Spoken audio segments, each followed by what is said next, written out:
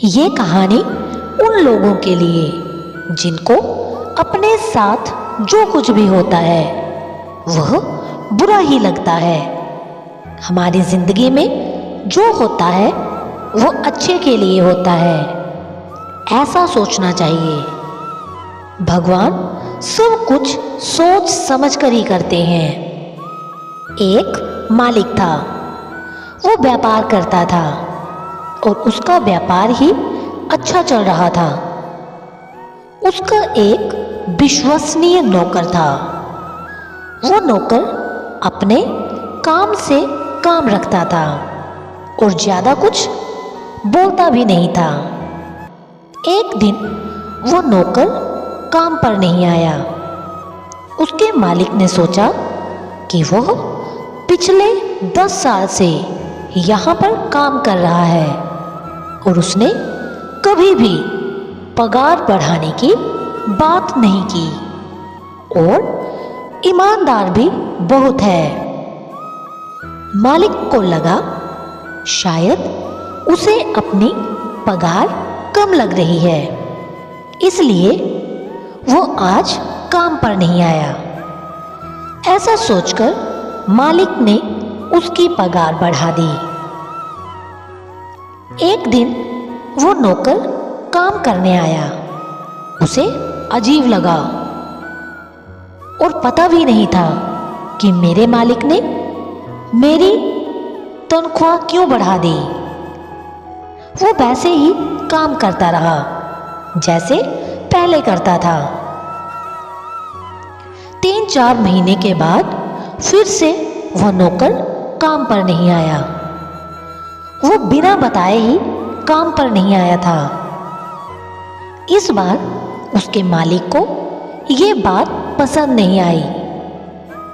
मालिक ने सोचा कि उसके पगार बढ़ाने के बावजूद भी वो काम पर नहीं आया। मालिक ने इस बार उसकी पगार जितनी बढ़ाई थी उतनी ही कम कर दी। पगार कम करने के दूसरे दिन वो काम पर आया। इस बार भी वो वैसे ही काम करता रहा जैसे वो पहले करता था।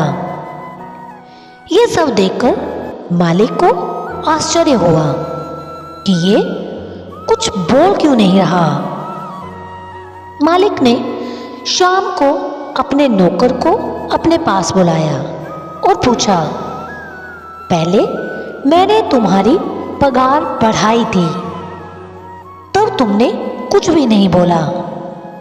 मैंने तुम्हारी पगार कम कर दी फिर भी तुमने कुछ नहीं बोला।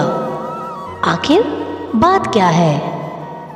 नौकर ने बड़ी शांति से कहा, मालिक, पहले जब मैं काम पर नहीं आया था तो मेरे घर पर बेटे का जन्म हुआ था। उसी वक्त भगवान ने आपको मेरी पगार बढ़ाने की प्रेरणा दी थी, क्योंकि घर का खर्च पहले से बढ़ने वाला था। इस वजह से आपने मेरी पगार बढ़ाई थी।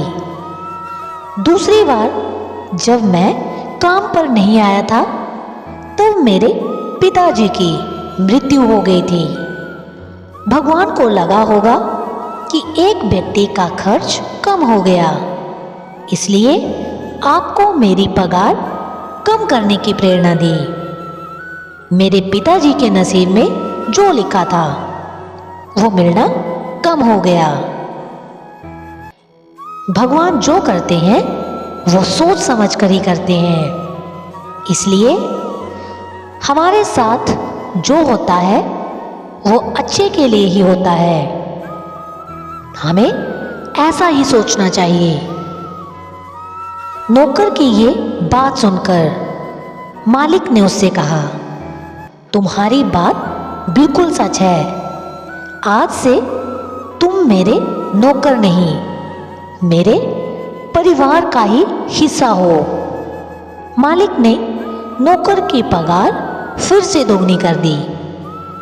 दोस्तों, कहते भी हैं ईश्वर वो नहीं करते जो हमें अच्छा लगता है, ईश्वर वो करते हैं जो हमारे लिए अच्छा होता है। ये थी आज की कहानी। फिर मिलेंगे नई कहानी के साथ। तब तक के लिए अपना ख्याल रखना और ऐसी ही कहानियाँ सुनने के लिए चैनल को सब्सक्राइब और बेल आइकन को प्रेस करना मत भूलना।